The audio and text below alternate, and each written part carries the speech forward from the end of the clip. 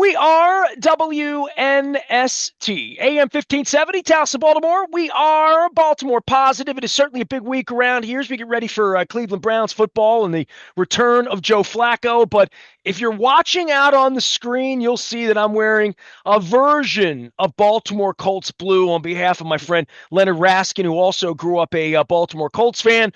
For those of you who have not heard me crow about my love of Bert Jones and Lydell Mitchell and Roger Carr, as well as Joe Ehrman, who signed an autograph for me at JCPenney in East Point Mall in 1975, that made me fall in love with the 1975 Colts. And this week they're being honored. 50th anniversary, the Babe Ruth Museum put together an event over at the Union Brewing. I love that it's a bull roast. Shrimp and bull roast. I'm coming hungry. I know there's going to be beer over there. And I will be wearing, to honor my guest, who I have met. I think we've taken a picture somewhere, and I told you how much I love you, Lydell Mitchell. But I have not spent a lot of time around you. I certainly spent a lot more time around Artie and a whole bunch of other old Colts. But I'll be wearing my childhood, bought at Sears and Roebuck by my parents, Baltimore Colts belt buckle. I'll be wearing that this week. Lydell. You'll be easy to find, right? Man, people tell me they golf with you around town. They're like, Lydell lives right over there, right over here. Why do I not run into you more often so I can tell you how much I love that football team? Apparently, do you play golf? No, I don't play enough golf, So apparently. maybe that's why you don't run into me. Well, you're out there enjoying the fresh air, man. Yes, I am. Well, what's going on with your life? Give me an update on it, because people say, how's Lydell? So now I got to say, all right, I got Lydell on the radio. How's Lydell? I'm well, thank you. I've just been busy. Still doing some work with company that we started years ago with my dear friend Franco Harris. And so I continue to do that. Just try to stay busy. But, I'm winding down. Yeah? What does that mean, winding down? Well, I'm not tired or anything like that, but maybe you just want to kick back a little bit and just smell the roses, But I think you have to stay active, and that's what I try to do. It keeps your mind sharp and all those things, and that's what I try to continue to do on an everyday basis. Well, we're going to get together and honor you for the 75 Colts. What's been the best part of your life through all this 50 years later? I mean, you're still here. Obviously, the Baltimore connection, your departure, the Irsay, the Colts departure. I mean, a lot's gone down here, over 50 years, really. Oh, sure it has. And, I understand the tradition, how it all started. When we came in, the Colts were champions, and we were not that good when we first started in 72, 73, 74. Then we kind of turned it around in 1975. And I guess we were loved again. Well, how often did we get booed in the stadium, man? And it wasn't any fun. But it's a great love affair with the city. It's a big city, but yet it's a small town mentality. So you get to really know a lot of people and have a lot of fun. And I think that's the enjoyment of it all. Lydell, you lived a really blessed life. So this 75 Colts thing, every time I see Stan White, and literally the last time I saw him, and he and I had a lot of fun with this one, I told him the first football game I ever attended, and let's see what your recollection of this day was. My dad took me to see Joe Namath play. Johnny had just gone. People were pissed. The starting quarterback that day was Marty Domris. Colts got beat 34 to maybe 10. But in that game, Joe Namath had his shoulder separated on a play by Stan White with a big hit. That was the first football game I ever went to. I was born in October 68. That game was in September 73. I was 5 years old. My father took me to football games when I was a very young man. And I went back because I went to several of the 75 games. I was at the Linhart Fogg game. I was at the New England game. Good ones. But I found the only ticket stub I could find is this one. This is the New York Jets game 6. You rushed 14 times for 98 yards, scored a touchdown, 52-19 victory. Roger Carr caught a touchdown pass. So I was there. I have memories. I was at the Browns game that year, but that's that period of time you talk about. The first thing you said to me all these years later is we got booed early on. And I'm like, oh, yeah, I went out and I met Marty Domris many years later. That period of time, Joe Thomas, Schnellenberger, Marcia Broder, the hope of Bert Jones, the hope of you, it didn't happen right away. And, there was that period. And certainly the beginning of the bad was about to happen with Ursay. So, I mean, you kind of came into it at a time where I'm a child and it was glorious. 75, 76, 77 goes to the post. But like for you, you have a whole different story about your early period here and even the departure at the end. Yeah, it was quite shocking, probably in the beginning when I remember when we got drafted, Franco Harris and myself, who we went to Penn State together, and he cried to me every day, man, I'm getting drafted by these Steelers. They're a lousy team, never won anything. You're going to the Colts, man. They won the Super Bowl and all that. And of course, it reversed, and Quickly. they start winning, and obviously we went downhill. I think what happened back in those days is that, and you won't see it happen anymore, is the teams back then they didn't make a lot of money. I mean, they made decent money. Obviously, made more than the average person on the street, but uh, they let the teams grow old together. And when I got to Baltimore, that's what it was. It was an old team, and the offensive line was old. The defense was still pretty good, but they got some injuries. And, I think at that time, maybe Johnny might have been 41, 42 years old, had a lot of miles on his body and everything. And so you can see just watch it deteriorate. And obviously, I think that's what really did it. And it took a while to turn things around again. You had to bring some young people in and give them opportunity and trust them. And back in those days, it was almost like a little clique. You had to belong to be part of that team. Well, you were so young, and a lot of those guys were so old. And I mean, Yes. Tom Maddie, and I guess Mike Curtis at that point, just Ted Hendricks was coming through. And but I see it so differently as a child. And I Yes. remember I was at the Fog game, I was at the Kroner Airplane playoff game, I was at Ghost to the Post to the end on Wow. Christmas You were Eve. at, you were So at some great I games. mean, yeah, and I have my ticket stubs of most of it. I definitely Yeah. have my Ghost to the Post ticket stub. I was under glass for a number of years. I mean, I went through just to find the Colts ticket stubs I could find, the handful that I still had, and even the programs. But those memories are, indelible for me. So I just want to go one by one. Okay. Let's just talk about Bert Jones, just about Bert and swashbuckling Bert. I had Pro Football Hall of Fame writer Clark Judge. I've collected humans all my life here, Lydell. 35 years of doing this crazy radio show. He covered the 82, 83 Colts, but so admired Bert and your era, and had been in Baltimore as a sports writer before he went on his 40 years of covering the 49ers and the Chargers. I would say for Bert, I was trying to explain to my wife, how would you explain to my wife what Bert Jones was? Well, he was one of the greatest talents ever seen playing quarterback position. I felt that any time, any position on the field that we could win because of Bert. I mean, his arm was strong. He could throw the ball. And the way I describe Bert is, you take John Elway and Bert Jones. And if they didn't have a uniform on and they both threw the ball, you think it was the same person. Bert was Elway before Elway was Elway. That's how I describe Bert. I mean, and very, very relaxing and I mean, very, very always into the game. I mean, you knew you had a partner, man, because he was in there grinding with you, and that's how you always felt. But very, very talented, and to this day, I think he's one of the most talented throwers of the football. Now, you weren't on the team when he got injured in that preseason game, right? The Silver I No. was not. I was gone. That's the year that I left. Man, that must have been something for you to even just hear that. You're out in the West Coast and he gets injured in a preseason game, and things were never the same here. I mean, I would say after you left, right? I would always blame it on the Burt injury and say, but you were a part of the departure that like it got tumultuous with Bob kind of quickly, right? Before Yeah, we could yeah, even have the kind of success we wanted to have. yeah. It was really a mess inside, right? Yeah, it really was, and certainly, I was a big part of the team, and I tell everybody, when you get traded, it happens, and I kind of knew that it was time, and I said, hey guys, I think I need to be traded, and the thing is, you go somewhere else, and you go there and you try to fit in, But when you're on a team like the Colts, I was one of the leaders of the team and knew it. Guys respected me. They looked up to me and everything, the younger guys. And yet, when I went to the Chargers, I got more money than I asked for, believe it or not.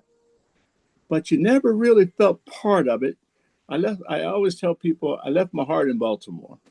I really did. You grew up with those guys, and we had some great runs there with years, 75, 76, 77, 78. And it was just fantastic. But, it just didn't work out. Ghost to the Post was your end, right? That was the last game you played, yeah? That was the last game. That's correct. Yeah, Yeah, exactly. I yeah. mean, I'm looking back now. I mean, I remember it all vividly, and I could piece it together and guess. But with the help of the internet, Lydell Mitchell is here. The man, the myth, the legend, the golfer. The fog game, Tony Linhart fog game. I remember that game vividly because my dad, we got bad seats, and my dad moved me into better seats because they're trying to see the field. And my dad left me to go to the bathroom and came back and couldn't find me. And they said my name on the loudspeaker that day. I'm a 7-year-old boy, and I Wow. had to reconnect with my father. I got lost in the fourth quarter of that game. Now the kick and all we saw, I remember where I was. I mean, I was in section 38, right behind the baseball dugout at the 15, 20-yard line. I have such vivid recollections as a young boy, and the pictures of that game for those who weren't there, but the pictures bring me back there when I see it, even in black and white, Lydell. That game, they probably had to call that field goal good if it wasn't good, especially in Baltimore. But I think the thing I remember about that game is I think they came out and scored right away on us, if I recall. And then uh, they were up 7-0, and then we got the ball, and I think I scored if I remember, like a 64-yard touchdown, tied the game up. And but it was a tough physical game, man, and obviously Tony came through at the end, and we win the game. But it's a great game. Well, yeah, let's see. Lydell Mitchell, 64-yard run. Oh, that was a different game. That was Oh, was that a different we game? clobbered them. That was in Okay, that was the early game in the season where we beat them okay. up in October of '77. Well, So see, they all run that's together yeah, they kind of 48 do. years later. I thought that was all tied in together, but it was a great game. I certainly remember the game and the kick and everything, and Tony was hero. Well, yeah, and we've lost some heroes. Let's talk a little bit about getting back together here. I'm looking forward to seeing Bert. I am thrilled that you're joining me here on the show. Lydell Mitchell is here on Saturday, getting together over at Union Brewing. There have been some reunions, and I think maybe I have a picture with you and me from 20, 25 years ago. Lenny did a thing, Mm-hmm. corralling the Colts one night after he lost his son, and there were things that were going on. But Yeah. the 75 Colts specifically in getting together, and I see the list that the Babe Ruth folks have sent over to me. This is quite a thing 50 years later. I can imagine you're looking forward to seeing your friends too. Are there a couple of these guys you haven't seen in a long time? Yeah, I'm sure there is. Looking forward to it as well. 50 years is a long time, man. Wow. And some guys if I haven't seen them in a long time, I might not recognize them. All right, let's go through. I'm gonna go through some names here. Yeah, yeah. Roger Carr, Oh, sure. Roger Dodger, that's my man. Fred He and I are Cook. always on the same side. On the weak side, and Roger, throw it long, Bert. Throw it long. Let's go long. It was Roger. Oh, was he saying that? I was Oh saying the God, same thing. first play of the game, he's ready to go long. All right, Fred Cook. He's tentative for this Saturday. We're a couple guys we're hoping. Don McCauley, Stan White, we're hoping to get him out. But Fred Yes, Cook, man, part of the sack pack. it's my man. Good people. I mean, he just wore it on his heart, man, on his sleeve.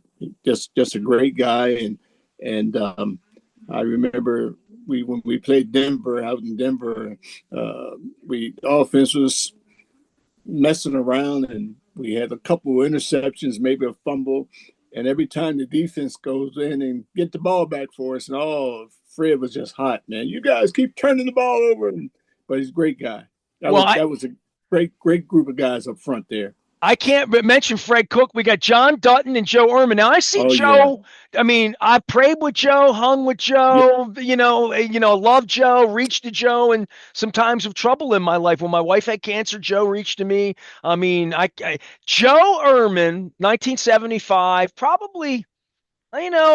Sometime in October, he was signing autographs over at the J.C. Penney at East Point Mall, and I'm a kid. My dad loved Hmm. the Colts. I told you my dad took me to games. My dad's like, Joe Ehrman signing autographs Monday night over J.C. Penney, 6 to 8. Let's go over. And we stood in line, and Joe signed a little 5x7 for Yep. me as a boy. I've never let him forget that. He was the first Colt I met. First Oriole I met was, well, first my cousin, but also Brooks. I met Brooks at East Point Okay. Mall too. Yep. Well, Brooks had a Brooks Robinson store at East Point Mall. I'm sure you Uh, remember, Brooks Robinson stores in the Hoschel Cones back in the day. what a great guy. I mean, you came into Baltimore into this glory, right? But so did Ehrman, all of these guys, and saying you're going to go to the mall, you're going to sign autographs, you're going to go over to Luskin's and meet the cheapest Hmm. guy in town. You're going to be a part of our community because that's what Johnny and Artie, that's what everybody, Lenny, everybody did that here, Well, we right? all grew up together. We really did.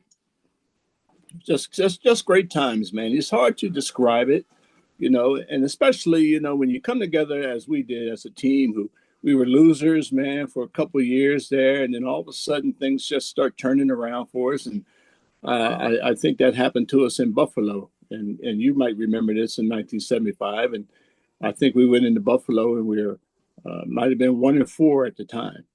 And at halftime, Ted Marchibroda gave us a little speech, and Ted was always emotional. He cried a lot. Life's Oh, gonna I make you mean, I love Ted. I got to life's know gonna Ted make in you play '96 better, right? here, and it was just the greatest thing Yeah, ever. and so we're losing at halftime, and all of a sudden we go out and we win the game, and we beat Buffalo up in Buffalo, and then Beat the juice. that's when we win 9 straight games. And who saw that coming? No one. And and but the crazy thing about it is that when you went on the trips on the way home, you always got 2 beers. Everybody, if you wanted 2 beers, you got 2 beers. They were Coors beers. And so we were so bad that Joe Thomas took the beers away on the trips. And so at the end of the year, I never forget, at the end of the year when we made the playoffs, someone, hollered in the back and asked Joe Thomas, "Can we have our beer back now?" So I think we were playing for beers, man. So we ended up making the playoffs. Obviously, we didn't go far. I think the Steelers beat us out in Pittsburgh, but it's a good time, and I think that was really what happened. We just came together as a group, and then we had a nice run there for a few years. It really, really was a good time. Can you tell me the craziest Ursay story that maybe I've heard or haven't heard, but like the plane in the upper deck's crazy, the fact that you were gone and Dutton was gone and then Bert gets hurt all within 5 minutes and the thing goes to hell in a handbasket and we lose the franchise 5 years later. It's so bad that Elway doesn't even want to play here and the franchise. That's how I try to put this into perspective for young people, Lydell, of what 5 or 6 or 8 years is now that I'm 57, to say all of that goes to the post with 77, 78, it fell apart, 84, it's over. My dad's crying in my kitchen in March of Mm-hmm. 84, and we don't have a team anymore. I Right, right. mean, it was just that crazy a time, but how much happened to make that happen? And I'm sitting here holding Stedman's book, the illustrated book of Colts, and Stedman was like a crazy grandfather to me early in Yeah, my career yeah. and chronicling all of this. But I was at the paper in '84. I was a 15-year-old kid when the team left, and I don't think you can chronicle it for how crazy it was to the series of events that led to the franchise leaving that you left. You were Yeah, early part of it, but it started way before when he's firing general managers and coaches in locker rooms at halftime, I, right? I will never forget. Um, we were playing in Philadelphia, and that was Bert's rookie year. I guess that was '73. Sure. Bert's rookie year, and when Mr. Ursay kept calling downstairs and told Howard Snellenberger to put Bert in the game, and he had a few words with him, and he didn't put him in the game, and so we ended up losing to Philadelphia up in Philadelphia, and after the game, the coach always has a few words to say, and then he goes in the back, and we start to get ready, shower, and leave. The door opens up. Here comes Mr. Irsay in with his guys, and he tells us right then, says, Snellenberger's retired. Joe Thomas, is fired, and Joe Thomas is your coach now. So it just happened like that, and all of a sudden you hear all this screaming, howling in the back, and 5 minutes later, here's Howard Snellenberger getting escorted out of the locker room by Mr. Irsay's men. And so, it was just wild back in those days. And before it turned around and got better for us. Well, so that happens, and then you start winning. And when you start winning, then the negotiation. Winning cures a lot. Yeah, but it you departed in all of this. Yeah, John Dutton departed in all. There was money, there were contracts, there was just the general anarchy of it. Would you say? Was there a little bit of a breath when you left to go to San Diego that maybe your life was getting better in some way? Not necessarily. Again, I think you like to start your career somewhere and stay as long as you can, or stay forever if you can. And that was always my intentions. And so, like I said, when I left Baltimore to go to San Diego, it's like, I left my heart here, but I went out there to play football. And so consequently, I don't think you play as well as you like sometimes because of that.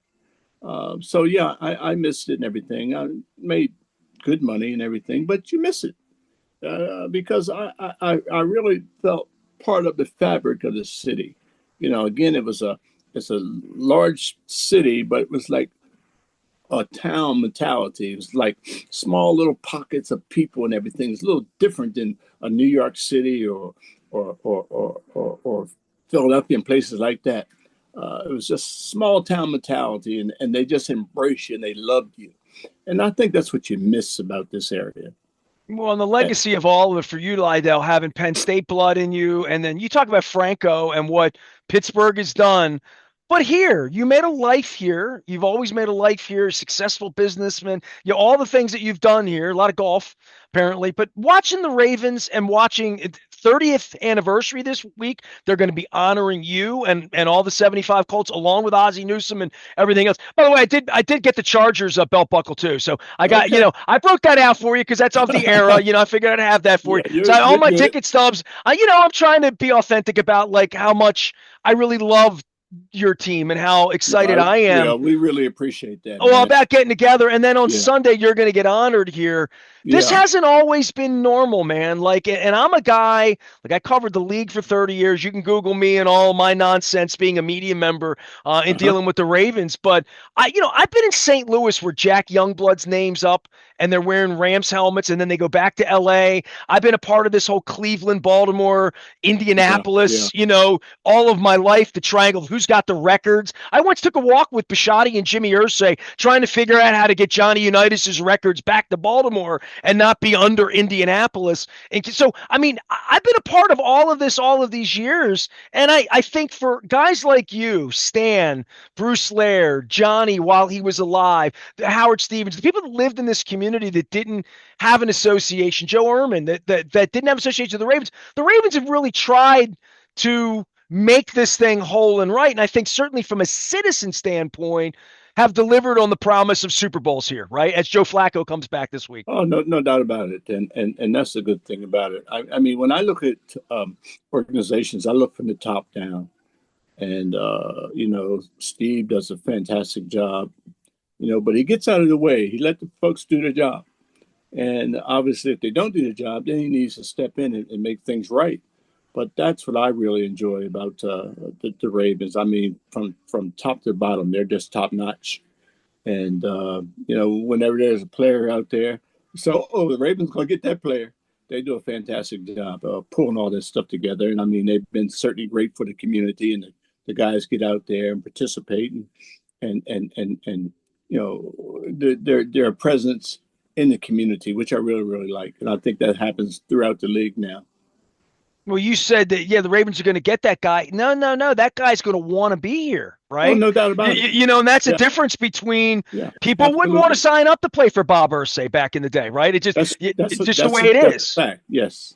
No question about it. Steve's not going to come down at halftime and fire John Harbaugh on Sunday. We hope. At I'm least we hope afraid. that's not going to I'm happen this afraid Sunday. not. Yeah. Lydell Mitchell is here. The reunion is Saturday at Union Brewing. You can go to Babe Ruth Museum, find out all the information. It's in the afternoon because we all go to bed early because these guys got to get up. And you don't have to play football on Sunday, but you're going to get down there. Let me get the list here one more time. Roger Carr, Fred Cook. Some of these are tentative. Just we're hanging in. Not everybody's as spry and healthy as Lydell out golfing. Dan Dickel, John Dutton, Joe Ehrman, Ken Huff, one of my dad's favorites, Marshall Johnson, one of my favorites, Oh, Bert okay. Jones, George Coons. My dad loved George Coons and Ken Yep. Mendenhall, Bruce Laird, Darrell Luce, Tom McLeod, Don McCauley, tentative. He was always in the backfield with you, Lydell. Lydell, obviously on the list, Doug Nettles, the great Howard Stevens. My dad loved Howard Stevens. Yep. My dad hated Howard Stevens. My dad yelled at Howard Stevens. Howard and I are the same size, so I love Howard. I've loved Howard all my Okay. life. So Howard, I'm looking forward to seeing you. Yeah. And Wow. David Taylor, Yep. Rick Volk, Stan White, Bob Van Doyne. So I have a whole list here. Talk to me about Ted a little bit. I love Ted. There's some dearly departeds that can't be with us here this week that were a part of that. Ted was a part of my life, and I know. So here's where I'm going to get it. I made it 28 minutes with Lydell Mitchell, and I haven't done the hey diddle diddle thing, but I'll come at you now with hey diddle diddle Lydell up the middle. Yeah, I should have trademarked that, shouldn't I? Probably. Years ago. I hated it, but then I should have trademarked that. Wow. But no, it was a good time. And you mentioned Ted, very passionate. Uh, we understood what he wanted done, worked hard. And, he came in and he organized everything. He made it make sense to you. We understood why we were doing what we were doing. We knew how to attack defenses and everything. And it's very simple. It's sometimes even today. If they play up, maybe you throw the ball. If they play back, you run the ball. If they're going to stack the line of scrimmage, obviously now you want to throw the ball. And if they're playing off, then you run the ball. So different things that you can do. I mean, football hasn't changed in all these years. It's still basic. Blocking, tackling, still the same. Hasn't changed at all. Alignment, assignment, technique, and when you mentioned Ted liked to teach. Ted was a teacher. Ted was Yes, like literally a school teacher. Yes, yeah, and and he got his start obviously with George Allen, the great coach with the Washington Redskins over the years, and that's where Ted learned all that. He reminded you of George Allen quite a bit. Well, we had a lot of fun bringing him back and getting Vinny Testaverde, getting that offense stirred up back in '96 with the Flying Bees. Lydell Mitchell, we are celebrating. Really, for me, Lydell, a lifetime of football. You might have had the first touch in the first game I went to and saw the Jets in '73. And through all of these years, you've lived here, you've been a part of the community. You're being honored. All the 75 Colts being honored this weekend. I wanted to honor you and have you on and say hello and say thank you for the time. Thanks for the stories, man. I love that I've waited all this time to have you on as a grown up and sit here and talk about these things all these years later. It's been a pleasure. Well, I appreciate it so much, and I'll say to everybody, I mean, very simple. Thanks for remembering us. That to me is the most important thing. I mean, we've been gone for a long time, and it's great that people like you are around that can remember 50 years ago. That's a long, long time. For a lot of people, that's a lifetime, and we really appreciate that. And so we're going to come and have a little bit of fun and reminisce and see some of the guys we haven't seen in a while and just enjoy it. Well, look at this here. I think on this particular day, I wound up getting Lenny Moore's autograph because Lenny signed an autograph for me, and I swear he was wearing that jacket. This is from the Stedman book, and it's a pictorial, and I've got it, and it's Stedman actually signed it. So the memories are near and dear to me. You'll get me crying if I start talking about taking the bus on Sunday morning. My mom making me hot chocolate in a thermos, and me having gloves because she needed me to stay warm at the games because it snowed during the Patriot game and it got a little chilly because we always had to kick off later later because of the church, and the Yes. sun always set, and it was always colder in the fourth quarter, and it was dark, and oh man, the lights were on, and Right. OJ was running, or Namath was out there, and Lydell. This was Some great games. They were. Lydell, man. Thank you for the memories. I appreciate you, man. Thank you, and look forward to seeing you this weekend. Listen, you have no idea how much my wife and Luke have heard the last 3 days that you agreed to come on the show, how excited I've been. Everybody knows. So thank you. Appreciate Been you. my pleasure. Thank And you. I'm getting a beer with you, and you can have 2 if you want. You can have 3. There's no Joe Well, Thomas rule in the back of the bus at Union Brewing. we'll figure it out. Thank you. All right. Lydell Mitchell, I know. my Thank you. appreciation. I am Nestor. We are WNST. Get over and see the old Colts. And if you don't, you'll see them on the field on Sunday before the Ravens and the Browns. We're Baltimore positive. Stay with us.